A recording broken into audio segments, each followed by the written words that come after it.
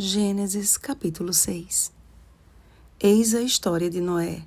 Noé era homem justo e íntegro entre os seus contemporâneos. Noé andava com Deus.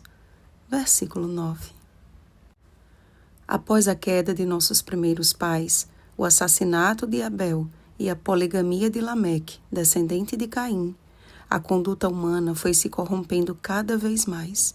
A maldade humana atingiu um patamar sem limites, e o motivo para que isso acontecesse está no versículo 2. Vendo os filhos de Deus que as filhas dos homens eram formosas, tomaram para si mulheres, as que entre todas mais lhes agradaram. É interessante observar que duas palavras se repetem quando voltamos no tempo até a tentação de Eva: ver e agradar. Em Gênesis capítulo 3, versículo 6, diz que vendo a mulher que a árvore era boa para se comer, agradável aos olhos. Percebem, amados? O jugo desigual foi a nova isca da antiga serpente para tornar continuamente mal todo o desígnio do coração humano.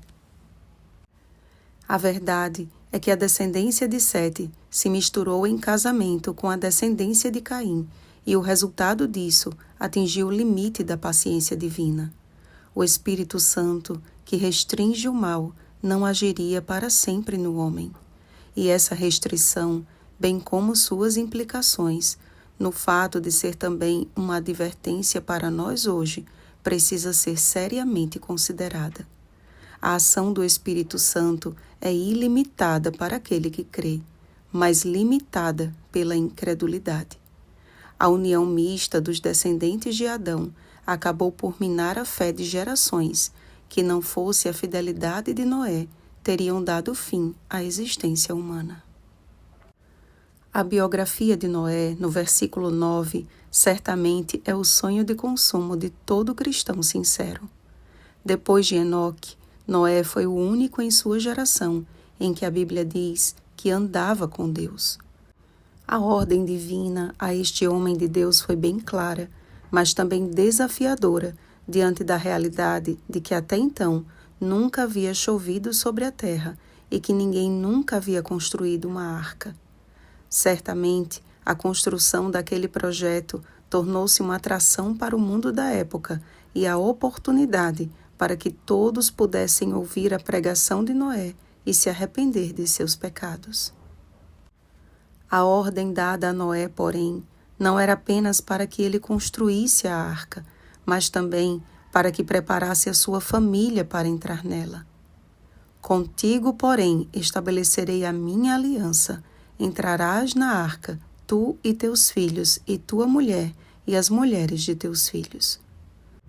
Com isso, Deus nos deixou uma mensagem muitíssimo importante, amados. A família é a nossa primeira missão. A profecia de Malaquias aponta para a última obra do Espírito Santo no meio do povo de Deus, envolvendo a conversão dos pais e dos filhos. Ele converterá o coração dos pais aos filhos e o coração dos filhos a seus pais, para que eu não venha e fira a terra com maldição. Malaquias capítulo 4, versículo 6. Há uma urgência do Espírito Santo em que possamos ver com o seu colírio, Apocalipse capítulo 3, versículo 18, e nos agradar da vontade de Deus, Romanos capítulo 12, versículo 2. Mas para isso, precisamos abrir o nosso coração para Ele e, como Noé, ter uma vida de constante comunhão com Deus. Quando isso acontece, temos prazer na obediência, assim como Noé, que fez consoante a tudo o que Deus lhe ordenara. Quer você ser um Noé atual? Deus deseja usar o que você tem como uma arca para a sua salvação e de toda a sua casa. Coloque tudo nas mãos do Senhor, porque não existe melhor sociedade do que esta. E não perca o privilégio de estudar o capítulo de amanhã. Oremos, amados. Nosso amado Deus, nossos olhos muitas vezes nos enganam e o nosso coração também não ajuda. Por isso, Pai, clamamos a Ti pelo colírio do Espírito Santo para que tenhamos uma visão espiritual pura e um coração que se agrade em fazer a tua vontade. Livra-nos da maldade dessa geração e salva a nossa família. Em nome de Jesus. Amém. Vigiemos e oremos. Bom dia, famílias de Deus.